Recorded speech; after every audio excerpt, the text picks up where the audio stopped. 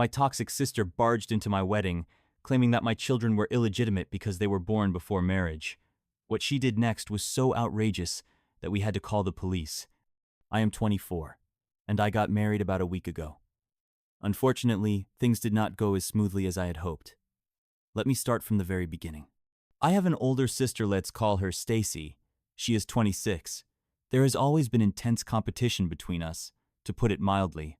We hated each other as kids because we were constantly trying to prove who was better. We never got along, and as we grew older, our relationship did not improve. Outwardly, we tried not to show our hostility to those around us, but inside, everything was boiling. Even our parents knew that we did not love each other, but they never did anything to reconcile us. I believe that, in some way, this led to many of the problems that followed. When Stacy turned 18, she left for college. I felt relieved because it meant I no longer had to walk on eggshells around her.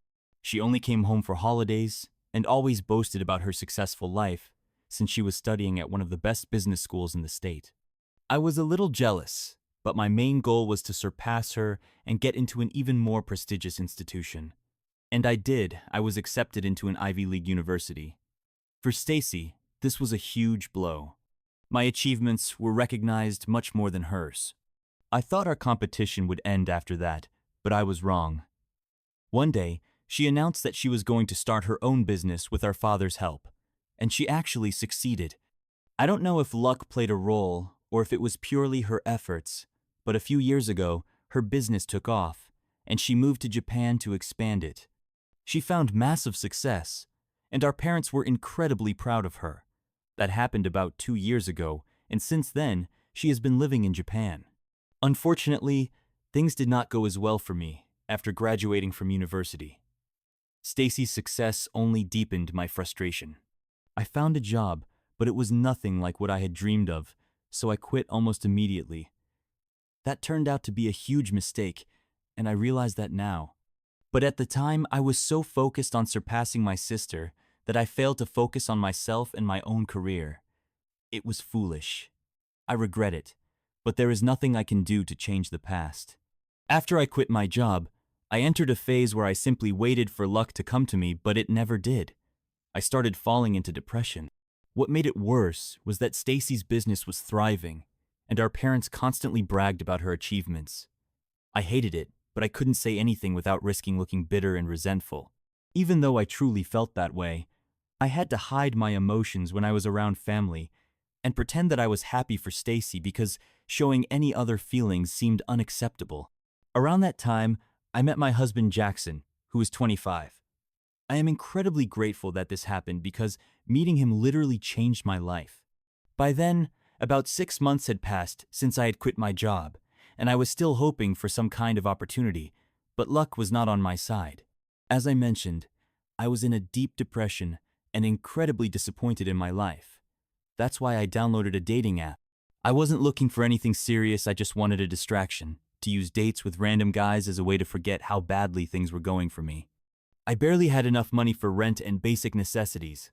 I relied on financial help from my parents, who sent me money every month. I had some savings, but they weren't enough, and I struggled to pay my bills.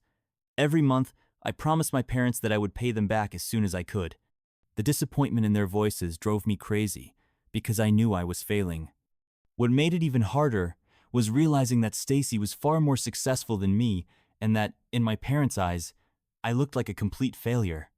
I started using the dating app constantly, going on casual dates with men I wasn't even really interested in, just to distract myself from my negative emotions. And for a while, it worked. For several weeks, I went on dates with guys who only wanted relationships without any commitment. Everything felt superficial until I met Jackson. He immediately caught my attention. He was interesting to talk to and fit all my criteria. He had been a top student in school, then attended culinary school, and was working in a restaurant when we met. He was funny, charming, and had the perfect balance of masculinity. However, at the time, I made it clear to him that I wasn't looking for anything serious. When he asked me out on a date after nearly 2 weeks of texting, he was upfront that was looking for a serious relationship and wasn't interested in anything short-term. He was dating with the intention of getting married. I admired his honesty, so I decided to give us a chance, not knowing what the future had in store for us. I agreed to the first date with Jackson purely out of curiosity. The date turned out to be incredible. It felt like we had known each other for years. I think it was the best date of my life. We had an amazing time together. And for the first time, I felt like I didn't have to prove anything to anyone. It was a refreshing contrast to how I usually felt around other people. The conversation flowed effortlessly, and we instantly understood each other. I don't know what changed, but I decided to give our relationship a chance. We went on a few more dates, and 3 months into our relationship, I found out I was pregnant. The only thing that worried me at that moment was how Jackson would react to the news. Nothing else mattered. By that time, he already knew everything he needed to know about me. In the first weeks of our relationship, I told him about myself, my family, and especially how I had spent my whole life competing with my sister, trying to outshine her. But being with Jackson made me want to be better, to just be myself. I knew as much about him as he knew about me. More than that, he was the one who pushed me out of my depressive state and encouraged me to actively look for a job instead of waiting for opportunities to fall into my lap. Eventually, I returned to my old job at the same company I had previously quit, and I think it was one of the best decisions of my life. So, when I found out I was pregnant, I didn't have many reasons to worry. At that point, I had already been working for about a month, and my relationship with Jackson was going great. The only thing that troubled me was how he would take the news. Most guys would probably think it was too soon, get scared, and leave. But deep down, I truly wanted to keep the baby because it felt like the right thing to do. It's hard to explain in words, but I just knew I was ready to be a mother. To my surprise, when I told Jackson about the pregnancy, he supported me completely. He said that it was my body, my decision, and that he would stay with me no matter what. When I told him I wanted to keep the baby, he was overjoyed. He admitted that, deep down, he had hoped I would want to keep the baby because he also felt ready. Even though we were young and had only been together for 3 months, he didn't want to seem pushy or irrational, so he left the decision entirely up to me. But my choice made him the happiest man alive. We agreed that, despite the pregnancy, we wouldn't rush into marriage. Instead, we wanted to take our time to truly get to know each other. It was a mutual decision. Then, a couple of weeks later, we found out we were expecting twins. That was another huge surprise, but we embraced it with joy. After that, Jackson moved in with me, and around the same time, I met his parents. They turned out to be incredibly kind people. It seemed like they loved all their children equally and never made them compete with one another. They had a healthy, supportive family, and I had never seen anything like it before because I had never experienced that myself. However, I was hesitant to introduce Jackson to my family because I knew my parents would likely disapprove of my life choices. I had been a promising student with a bright future ahead of me, and now I was having children with a man I barely knew and had moved in with him. Any parents might struggle to accept such a situation, and I was certain mine would be shocked.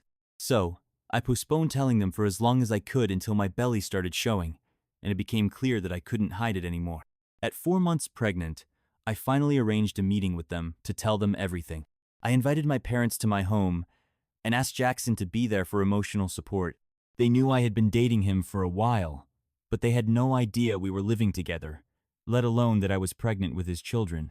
When I finally told them everything, I expected them to be angry, to yell, or to react negatively in some way. But their reaction was completely unexpected. They were happy for me. They hugged me, congratulated me on the pregnancy, and when I told them we were expecting twins, my mom nearly fainted from excitement. It was such a shocking reaction, but I was relieved they weren't mad at me. In fact, they were so thrilled that they even threw me a party and announced to everyone that they would soon be grandparents. I also told them that Jackson and I didn't want to get married just because of the children. We had decided to live together for some time before making such a serious commitment, and they completely supported our decision. Their acceptance stunned Mabute in the best way possible. I was incredibly grateful that my parents were on my side because I don't think I could have handled it if they had turned away from me or tried to change my mind. I even talked to my parents about how much their support meant to me and admitted that I hadn't expected it from them. They told me they understood they hadn't been good parents to us growing up because they never stopped the rivalry between my sister and me. They thought they were doing us a favor by constantly pushing us to achieve more, but over time, They realized that this might have harmed us in the long run. This realization came when they found out that I had quit my job because I wanted to achieve something greater. They understood that my decision was, at least in part, driven by the fact that Stacy had started her own business and become successful. I wanted to do something of my own to surpass her. It felt strange that they knew this, considering I had never told them, but they said that, as parents, they just felt it and recognized their responsibility. They wanted me to know that it didn't matter who was more successful. I didn't need to constantly compete with Stacy to prove my worth. They loved me and would continue to love me regardless of my achievements. They were equally proud of both of us because we had always done our best, and that was what mattered most to them. That conversation was incredibly important, and I was grateful that we had it. It eased my mind both during my pregnancy and afterward. I could freely ask my parents for help with the kids while Jackson and I worked.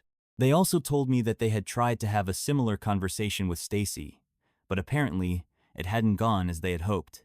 She had simply laughed and said she didn't need to hear such things because, in her eyes, I was just a pathetic failure. That was the moment when I had a breakdown. My parents, trying to be understanding, reassured us both that they were equally proud of us. But Stacy insisted that she knew the truth. She refused to believe that our parents were genuinely trying to change and become better. Stacy was convinced that she deserved more love because, in her eyes, she had achieved greater success. My parents told me they would try talking to her again when she came home for the holidays, because an online conversation could never replace a real one. They promised me they would do their best to get her to stop this endless competition. Until that moment, Stacy had done everything possible to make me feel miserable. Ever since I announced my pregnancy, she had started sending me backhanded compliments and snide remarks in the family group chat comments that were completely unnecessary and clearly meant to humiliate me and make me regret my pregnancy. But I never once felt ashamed of it. To her, however, it was an obvious failure. In her mind, I had gotten pregnant before marriage and was living with a man I barely knew. To her, this was a huge victory proof that she was superior. She felt that now she could say whatever she wanted to me. It started getting on my nerves, and I considered leaving the family chat multiple times. But my parents convinced me to stay, explaining that they were trying to improve and wanted to keep the family together. For their sake, I stayed. They promised they would put an end to the bullying, or at least do everything they could.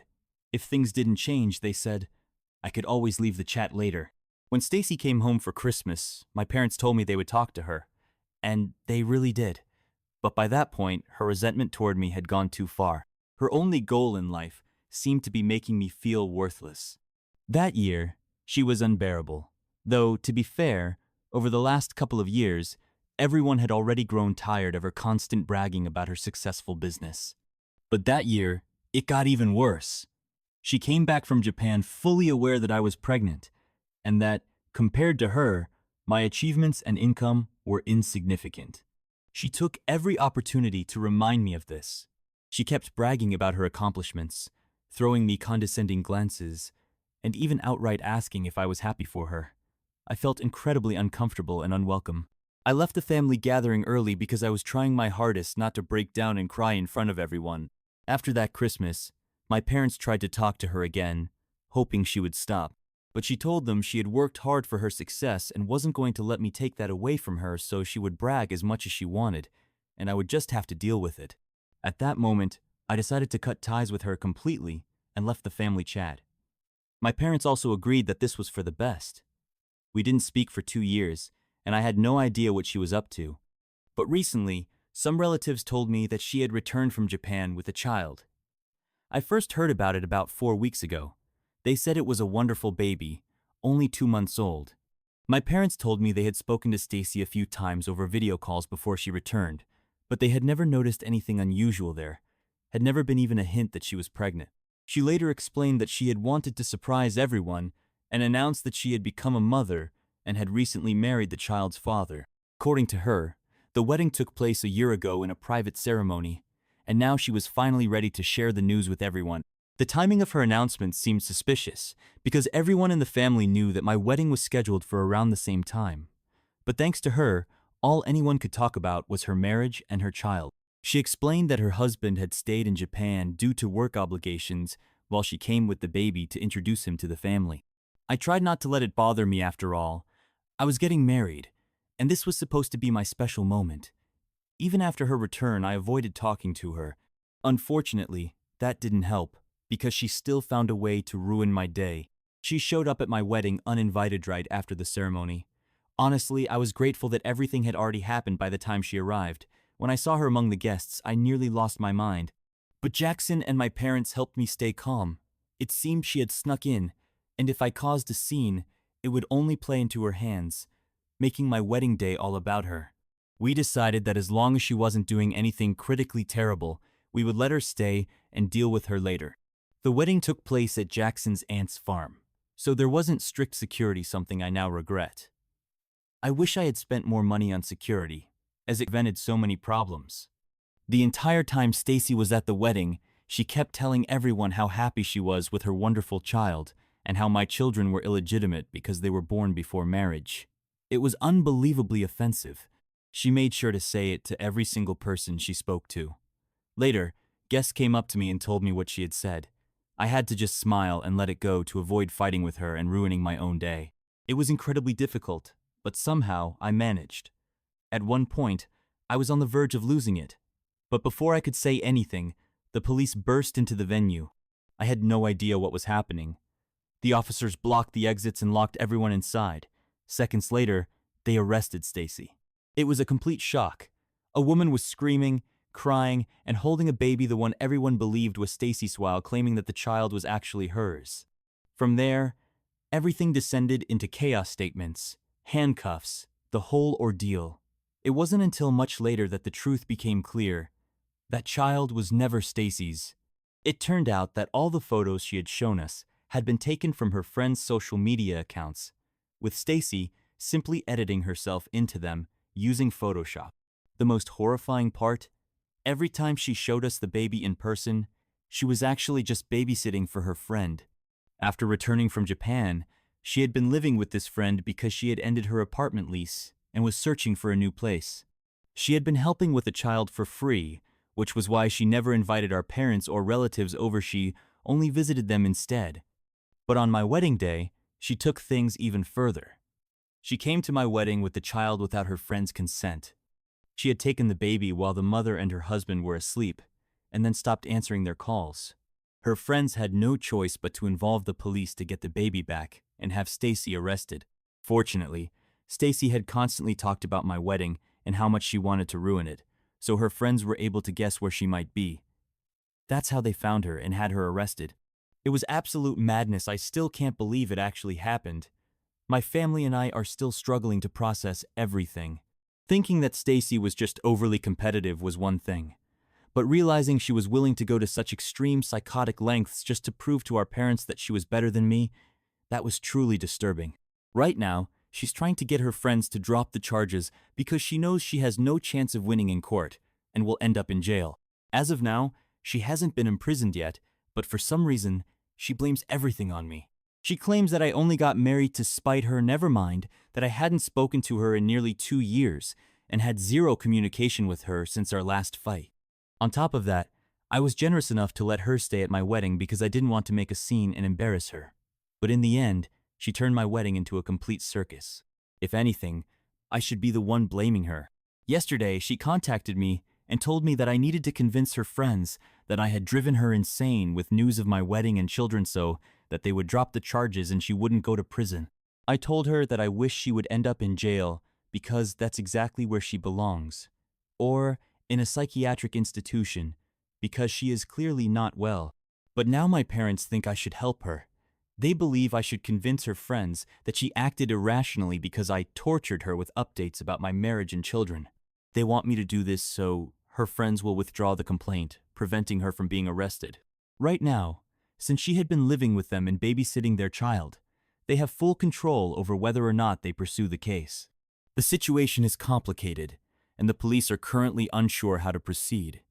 Without her friend's consent, they cannot move forward with the investigation. If Stacy hadn't been living with them and caring for their child, the case would be straightforward. It would be considered kidnapping. But because of these circumstances, things are more complicated, and she has managed to avoid arrest for now. Stacy insists that she had permission from the parents to take the child whenever she wanted, but there is no proof of this, and she has yet to face any real consequences.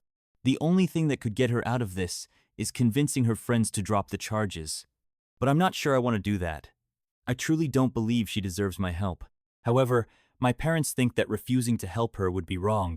So the question is, am I truly a bad person for wanting my sister to go to jail? Update 1. I have decided to completely cut ties with my family, including my parents. Yes, they were very supportive during my pregnancy and after my children were born, but right now, whether they support me or not is irrelevant.